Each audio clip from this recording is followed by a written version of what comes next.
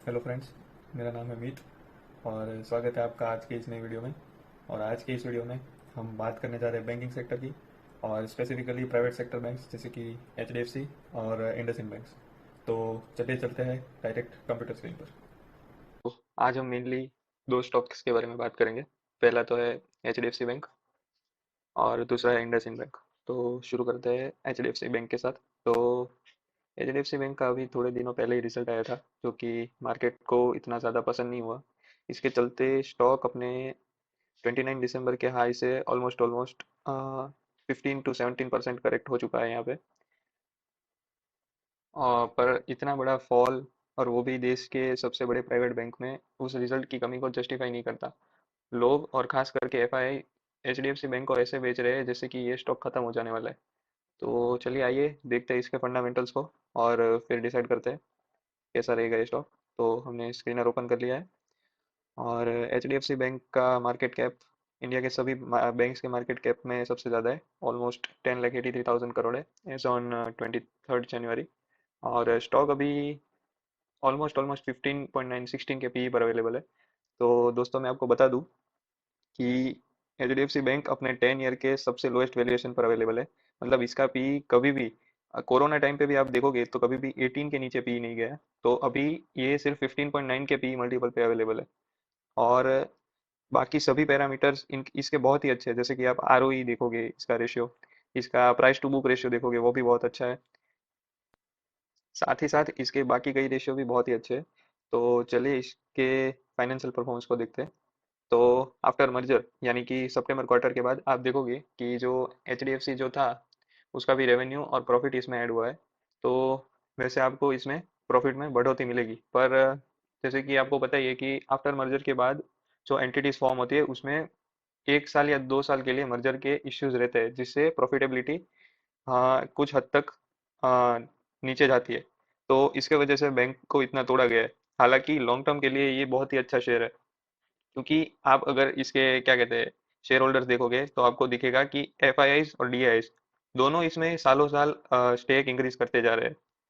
और अगर हम इन दोनों के स्टेक अकेले को मिला दें तो ये तकरीबन 82% तक जाता है। और इसका मार्केट कैप के हिसाब से देखें तो 10,83,000 का 82% मतलब आराम से 8.5 लाख करोड़ का तो सिर्फ एफ आई आई और डी आई जो कि स्ट्रॉन्ग हैंड्स होते हैं मार्केट के उन्होंने होल्ड किया है। और आप इसके पास्ट परफॉर्मेंस को देखोगे तो पास्ट 3 इयर्स में स्टॉक ने ऐसा कुछ ज्यादा रिटर्न दिया नहीं है। तो अभी जो एफ आई आईज है उनके मन में ये डर बैठा है कि कहीं ये बैंक इतना ना अंडर परफॉर्म करे कि जो बाकी बैंक है जैसे कि आईसीआईसीआई कोटक महिंद्रा जिन्होंने दोनों ने अच्छा रिजल्ट दिया है उससे ये पीछे ना रह जाए। इसलिए F I I sell off कर रहे हैं। पर ऐसे कुछ ज्यादा इसमें कंसर्न्स नहीं है। और मर्जर के बाद तो ये बैंक बहुत ही आगे जाने की क्षमता रखता है क्योंकि अभी जो ये हाउसिंग लोन है वो पहले के मुकाबले अपने कंपटीटर से बहुत ही सस्ते दाम में दे सकता है। क्योंकि पहले जो एचडीएफसी था वो नॉन डिपॉजिट टेकिंग एनबीएफसी था। और अभी यहाँ पे ये लोग डायरेक्ट जो शेयर होल्डर्स जो अपने कस्टमर्स है उसकी जो डिपॉजिट्स होती है उससे वो हाउसिंग लोन को फाइनेंस कर सकते हैं। तो अपने कंपटीटर से ये बहुत ही सस्ते दाम में लोन दे सकते हैं। और अगर आपको इंडिया की ग्रोथ स्टोरी में भरोसा है तो बैंकिंग सेक्टर में आपको खास इन्वेस्ट करना चाहिए। क्योंकि जैसे जैसे लोगों की इनकम बढ़ेगी वैसे वैसे बैंकिंग सेक्टर को और फायदा होगा। क्योंकि लोग लोग जो है वो और डिपॉजिट करवाएंगे और लोन लेंगे। तो इससे बैंक का बिजनेस भी बढ़ेगा और साथ ही साथ प्रॉफिटेबिलिटी भी बढ़ेगी। और ऐसा नहीं कि जो एफ आई एज है डी आई है वो सब ऐसे क्या कहते हैं उनमें कुछ कोई सेंस नहीं है। क्योंकि अपना 8,50,000 करोड़ यानी बहुत बड़ी अमाउंट होती है। तो वो एक शेयर में इन्वेस्ट कर रहे हैं 3 साल से पर उसमें उनको कोई प्रॉफिटेबिलिटी नहीं दिख रही है। तो ऐसा नहीं है कि कुछ ये शेयर आगे परफॉर्म ही नहीं कर पाएगा। 2024 में रेट कट होने की बहुत ही बड़ी पॉसिबिलिटी है जिसका इसको पूरी तरह से क्या कहते हैं बेनिफिट मिलेगा। क्योंकि लोग जो है वो सस्ते दाम में अगर लोन लेंगे इससे तो इसका बिजनेस तो बढ़ेगा ही साथ ही प्रॉफिटेबिलिटी भी बढ़ेगी। क्योंकि इसके साथ ही साथ जो एफडी और जो लॉन्ग टर्म बोरोइंग्स है उसके रेट्स भी डाउन आएंगे। तो मेरे हिसाब से अभी इस बैंक में इन्वेस्ट करना चाहिए अगर आप लॉन्ग टर्म के लिए इन्वेस्ट करना चाहते हो। या फिर मेरे नज़रिए से देखा जाए तो आप 1 या 1.5 साल के लिए इसमें शॉर्ट टर्म एसआईपी। तो दोस्तों अगर आप प्राइस टारगेट्स की बात करें तो शॉर्ट टर्म के लिहाज से आपको तकरीबन यहाँ से ऑलमोस्ट 20% की अपसाइड तो है ही। साथ ही साथ अगर हम इस रेंज पैटर्न के हिसाब से देखें तो तकरीबन तकरीबन यहाँ से 32%, मतलब अगर इसको अगर ये ब्रेकआउट दे देता है ऊपर की तरफ तो आराम से 2100 के टारगेट्स निकलते हैं यहाँ से। तो ये रहा इंडसइंड बैंक का चार्ट। और ये मेरा ऑलमोस्ट फेवरेट बैंक है, और इसने पास्ट 2 इयर्स में खूब ही अच्छी परफॉर्मेंस दिखाई है। और अपना जो कोरोना का लो था 250 का, उससे कई गुना बढ़कर अभी ये 1500 से अभी 1700 टच कर गया है। और अभी जब ये मार्केट को रिजल्ट पसंद नहीं आया तब ये 1440 के लेवल के आसपास ट्रेड कर रहा है आज। पर अगर आप इसके रिजल्ट को डीपली एनालाइज करें तो आपको इसमें कोई मेजर कमियां नहीं दिखेगी। तो चलिए अभी इसके फंडामेंटल्स की तरफ जाते हैं। तो मैंने फिर से स्क्रीनर खोल लिया है और अभी मैं इंडसइंड बैंक देखूंगा। ओके। तो ये बैंक की मार्केट कैप है अराउंड 1,12,000 करोड़, और पी मल्टीपल 13 के पी पर अवेलेबल है, जो कि एक प्राइवेट सेक्टर बैंक के लिए बहुत ही कम पी माना जाता है। और इसके आरओई और आरओसी और सारे जो रेशियो है वो भी बहुत ही अच्छे है। और दोस्तों मैं आपको बता दूं कि कोरोना से पहले इस स्टॉक का ऑल टाइम हाई 2038 रह चुका है। और बाद में कुछ कॉर्पोरेट गवर्नेंस की इशू की वजह से स्टॉक को नीचे गिरा दिया गया था। बाकी वैसे कुछ इस स्टॉक में कमी नहीं है। तो चलिए इसके अभी क्वार्टर्स को एनालाइज करते हैं। ओके, तो अभी हम इसके पांच रिजल्ट को एनालाइज करेंगे। तो आप देख सकते हैं कि quarter on quarter even year on year इसका बिजनेस और प्रॉफिटेबिलिटी दोनों बढ़ता गया है। और साथ ही साथ जो बैंकिंग के वर्ल्ड में जो की पैरामीटर होता है जो कि एनपीए, वो भी काफी quarter on quarter and year on year नीचे आता गया है। तो इससे बैंक बैंक के लॉन्ग टर्म के परफॉर्मेंस है उसमें काफी हेल्प मिलेगी इसको।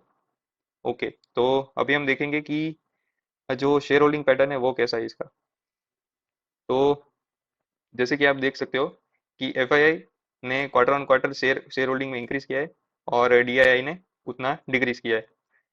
बाकी ये बैंक में बाकी कोई कमी नहीं है, और इसको ऐसे ही गिराया गया है। और दोस्तों मेरा व्यू इसमें रहेगा कि एक एक या 2 साल के लिए इसी लेवल पे इन्वेस्ट होने का, क्योंकि आप प्री कोरोना लेवल्स अगर देखोगे तो स्टॉक ने ऑलमोस्ट 2000 के ऊपर लेवल टच किया था। और आगे ऐसा परफॉर्मेंस देगा इसकी हमको पूरी पूरी एक्सपेक्टेशन है। साथ ही साथ रिसेंट न्यूज़ के चलते गोल्डमैन सैक्स ने एचडीएफसी बैंक और इंडसइंड बैंक दोनों में स्टेक परचेज किया है बीएनपी पारिबस से लेकर।